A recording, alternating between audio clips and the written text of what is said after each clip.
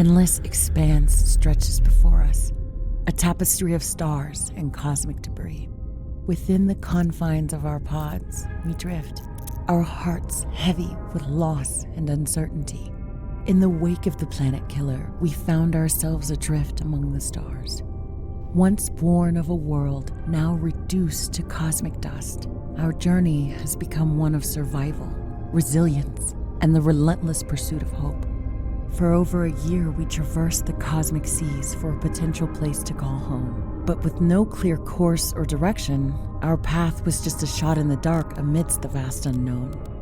As time passed, some clones gathered together to form smaller factions among the fleet and ventured along divergent paths in hopes of exploring wider sectors of space. Supplies dwindled, spirits waned. Yet we pressed on, driven by a shared resolve to defy the odds. As days turned into weeks, we faced a barrage of challenges. Solar flares threatening to engulf our ships, mechanical failures testing our ingenuity and resolve, even a cosmic field that would change us in ways we could never foresee. But in the face of adversity, we remained steadfast.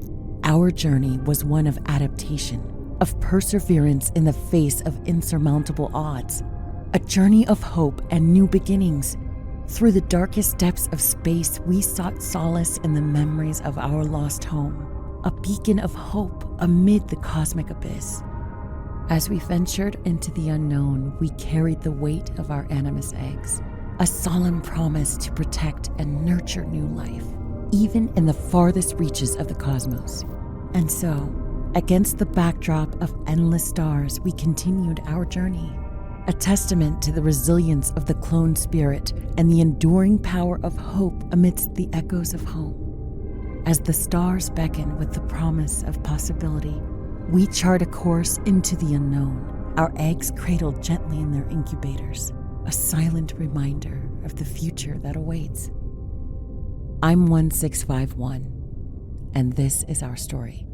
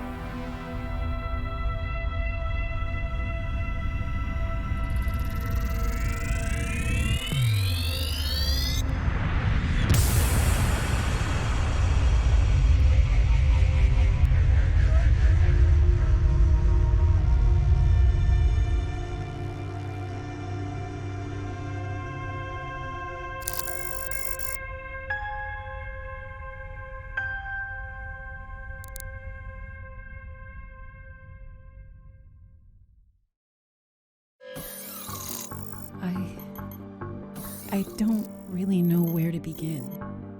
Everything happened so fast, and now our world is gone. One moment, we were all going about our lives, and the next we received this strange transmission. Initially, I thought it was a message from the research facility, maybe some new developments on the eggs. That would have been exciting. I don't think any of us were prepared for this. We've always believed our world was safe.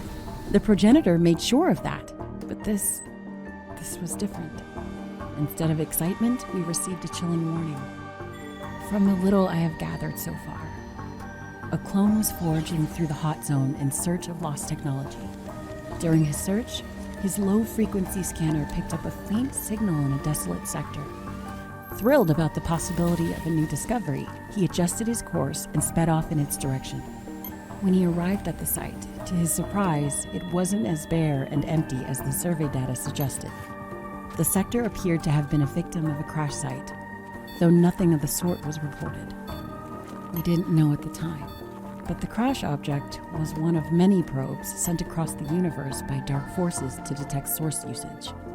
This one may have been triggered by the creation of the Animus eggs, when a large source spike would have occurred. The probe itself was severely damaged by the planetary defense system, but part of it crashed in an isolated crater, corrupted, but still intact enough to send a message. After spending some time unscrambling, the clone picked up bits and pieces of the signal, and that's when he made the horrifying discovery of the transmission. With every second on the line, he jumped in his speeder and made a dangerous hard burn to get close enough to the city to warn the others. A couple of days later, our planet was gone.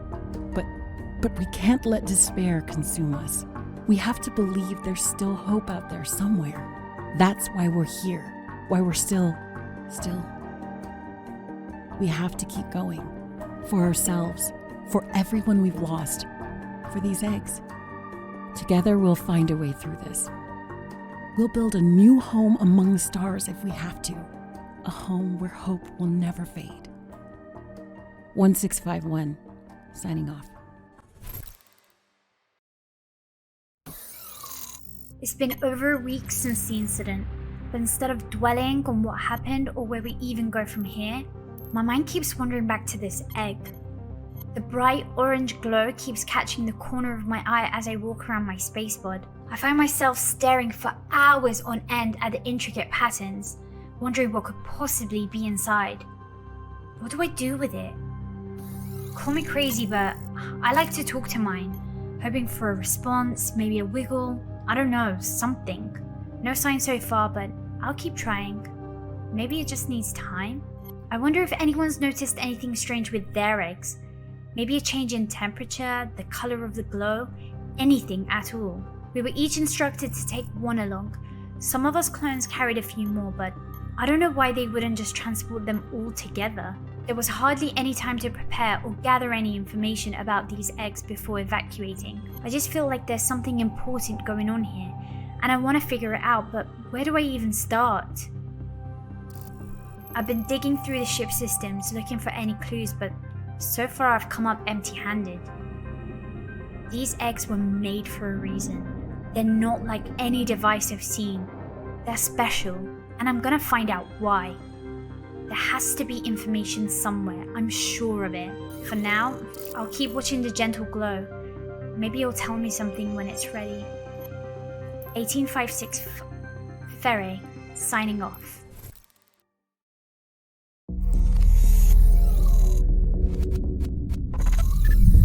Clone 1651, Log 42. We have been floating around in space for weeks since our exodus, where the progenitor sacrificed himself to save us and the Animus. All was lost in the destruction of the research facility. So much knowledge. So many memories. But I couldn't give up hope. I refused to believe that the progenitor's legacy had been extinguished entirely. There had to be remnants of his vision, traces of his plan waiting to be uncovered somewhere. Surely he wouldn't fly off without leaving any clues for us to pick up. Would he? One day, as I sifted through the progenitor's old research notes, a faint glimmer of understanding emerged. Some of his logs were transferred to our pod's network before we took off and hinted at the significance of forging bonds with the eggs before their hatching. a crucial step towards nurturing a deeper affinity with the Animus. It sounded interesting, but what did that mean? How would we create a link? That's when my breakthrough came, a spark of inspiration ignited by our very origins. We clones, once mere vessels of genetic material, were brought to life through a specialized device. A clone vial was inserted into the device where its DNA content underwent decoding, shaping us into the beings we are today. Perhaps the EGGs operate under a similar principle. If so, I need to develop a device capable of interfacing with the eggs and then the Animus once they hatch. Thus, the AOD was born, a wrist-mounted device designed to synchronize our essence with the EGGs while they rested in their holders. With this device as a conduit, we could exchange important vital signs and genetic markers with the EGGs, allowing us to foster a more symbiotic relationship with the Animus. It's not just about us linking to them, but also them linking to us. Now I just need to locate a copy of the progenitor's personal logs detailing the various species of Animus. With that, I should be able to compile a small compendium of learnings and insights that will be loaded onto the AOD to get us started. As we distribute devices throughout the fleet, we should have the capability to update it continuously with new findings regarding the Animus we encounter along the way. 1651, signing off. Clone 1651, log 91. It was starting to look like we would be here a while. With plenty of time on their hands, clones began exploring a wide range of subjects and hobbies. The more they expanded their knowledge, the more eager they were to share their newly acquired skills. But it was the arts that truly flourished amidst the solitude of space. Clones dabbled in various forms of creative expression, from sculpting and animating to writing poetry and composing music. Some even transformed the interior of their pod into makeshift galleries and studios to showcase the rising talents of the clones throughout the fleet. Our shared network was limited, but with some clone ingenuity, we were able to digitize spaces so clones could meet together via their terminals.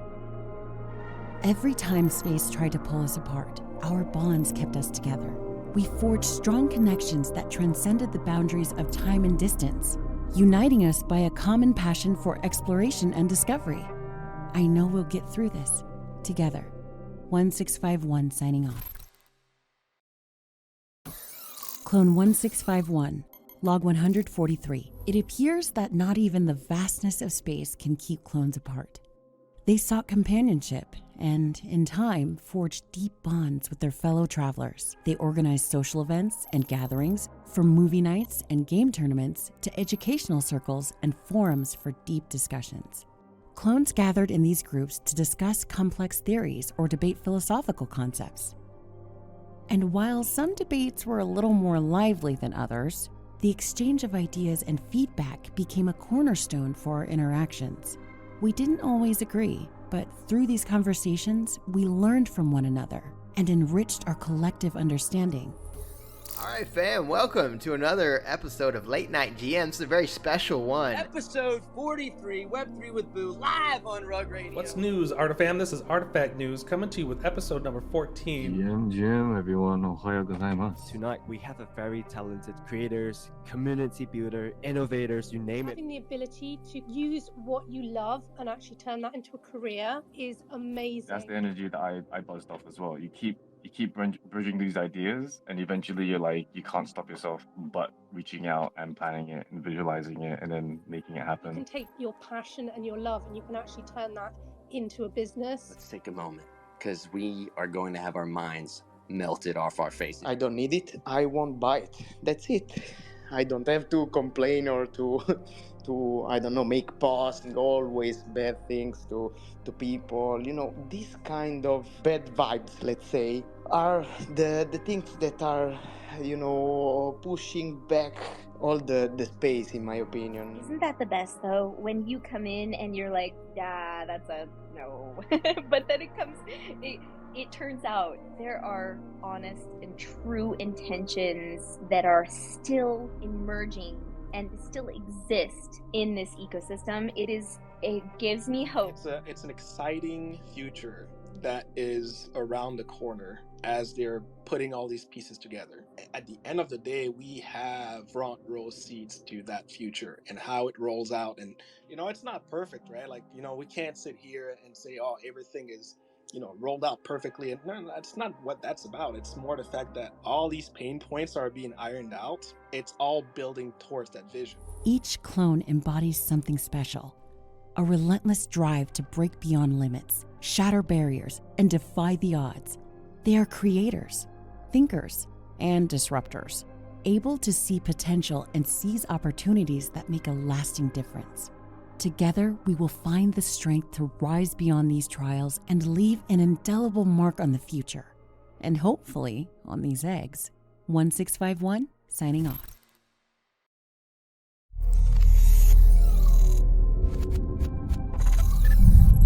Clone 1651, log 377. During the past few months, I've made some promising breakthroughs. Now it's all about fine-tuning the AOD device before attempting the linking process. A time-consuming task that demands both precision and patience. Lately, it feels like both of these skills are being put to the test. I can't predict what might happen once the process initiates. I may only get one shot at this, so it has to be right. My focus wanders as a sudden warning flashes across the screen. A cosmic field, shimmering with an otherworldly aura, emerges on the horizon. It's unlike anything I've ever seen, and our fleet is heading straight towards it. At our current speed, there's no chance to avoid it. We cannot decelerate in time. As our pods plunge into the cosmic maelstrom, its surreal hues wash over us, a melody of cool violets and ethereal lights painting the void with a warm but delicate glow. The energy field engulfs us, and time tiptoes to a crawl, its presence both mesmerizing and foreboding. Like stepping into the heart of a celestial storm. Unbeknownst to me, within the currents of the cosmic field, unseen forces cast ripples through every fabric of our being. Our fibers, once tightly woven, now unraveled and decrypted. Systems flicker, plunging the ship into darkness, leaving only the faint glow of emergency lighting piercing through the corners of my pod. The endless void expands in all directions. I feel small and alone, hollow. There's no end in sight, only emptiness. I stumble, overwhelmed as hidden doors, long concealed within, swing open all at once, flooding the corridors of my mind. A growing shadow crawls and reaches toward me. My vision blurs in and out of focus until, from within the chaos, I find a glimpse of solace in the presence of my worker bot quickly moving towards me. I extend my arm out in an attempt to reach him. As consciousness slips away, visions and memories fill my mind. A torrent of fractured identities and fleeting glimpses of worlds beyond our own. I am myself, and yet not myself. Suspended between realms where reality blurs, shards pierced together like broken glass, I drift. Fragments of data introduce themselves to me, drawing me towards a distant horizon, their otherworldly glow etched in the unwoven fibers of my mind. As I float in the depths of unconsciousness, my worker bot rushes to finalize the AOD pairing sequence. He places the device around my wrist, and as the clasps come together, the EGG reacts with a light glow in tandem. Its surface shines with the dormant energy of the Animus within. My body jolts up, eyes wide open. Startled, I awaken to a metamorphosis unfolding before me. I stare at my hands as tiny machines move and interlock, dissolving and reforming me. Could this be a final gift from the progenitor? Or has this always been within us? With trembling hands, I reach for the terminal, fingers poised over the keys as I input the mysterious sequence. Nothing comes up. I hover over the final key. Hesitation grabs hold of me before I lock in the new course. I look towards my worker bot for a small cry of reassurance in the face of yet another unknown that lies ahead. After all, this could lead us to another empty sector of space, and we'd be no closer to finding a new home than we are today. Its response? A simple shrug mirrors my own uncertainty. In the background, the EGG emits a soft, pulsating glow. A spark of hope amidst the darkness. Was it trying to communicate with me? I look back at the screen and confirm the destination on the terminal. The thrill of adventure begins to take root as the rumbling of our directional thrusters reveals our changing course. Our new trajectory is set. Let's go home. Introduction to Animus. During the course of our voyage, researchers have been tirelessly scanning the progenitors' logs for any information on the eggs in our possession. Data has revealed that these are environmental gestation gizmos, a state-of-the-art incubation chamber for artificial life forms called Animus. Animus are fascinating creatures, each with unique combinations of elements and traits waiting to be discovered. According to our database, there's a total of 20,000 Animus eggs expected to hatch. The logs suggest there was supposed to be more. I wonder what happened. Scans show that within these eggs there are 39 completely different species infused with 10 varying elements. Seems like they could be cute fiery pets, dark intimidating companions, or something much more mystical. The 39 different species are broken down into 3 categories: Generation 1, 2, and 3. Only 1.5% of the Animus will be Generation 1, making them hard to come by. 20% will be Generation 2, and the rest will be Generation 3.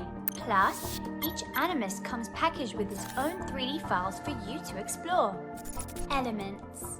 There are 10 in total: light, shadow, water, fire, electric, plant, earth, cosmic, magic, and Murakami. Each element also has 3 tiers: common, uncommon, and rare. Magic Animus are the rarest, followed closely by the element cosmic, one-of-ones, and Murakami. There are one-of-one versions of Animus within each species, 88 in total. Each Animus is assigned a random assortment of traits. However, the one-of-ones have only 1 trait. The Murakami dragon will be the only Animus with one-of-ones in all 10 elements. As well as there being Murakami element, there are also Murakami Animus. Just like us clones, there are Animus with Murakami in their DNA, or Animus simply with Murakami traits. There are a total of 9 Murakami Animus species.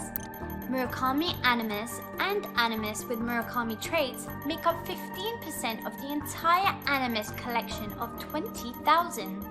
Incubation. There are multiple ways to incubate your eggs. One of the ways is by using your pods.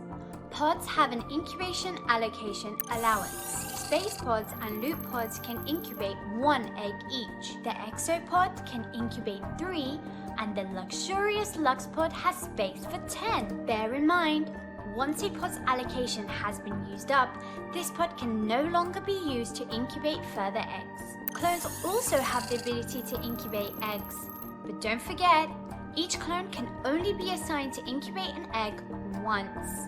The cool part is, you can choose to do a combination of both too. So what is the benefit of incubation, I hear you ask? Progenitor logs indicate that incubation can boost your egg. At the end of the incubation period, the eggs will have their points tallied. Your egg's ranking will determine its probability of hatching a rarer Animus. Point system. Clones and pods all have varying point values. The points your egg will receive will depend on the clone DNA and/or pod type assigned to it for incubation. All clones with a type trait such as Titan, Gold, MK1, Divine, etc. receive bonus points, as do those with a helmet trait or the snake clothing trait.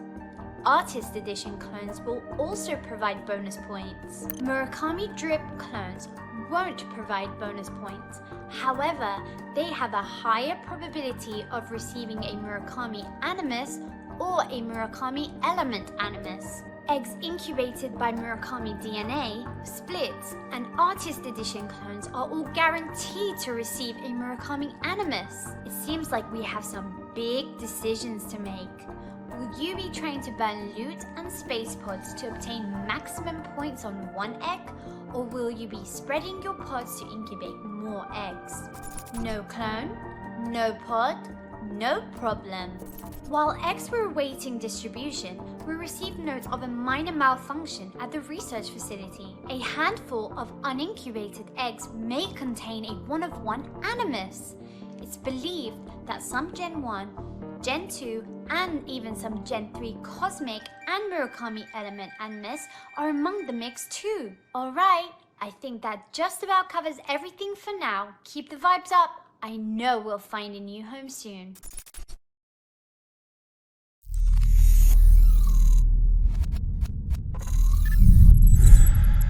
Our journey continued.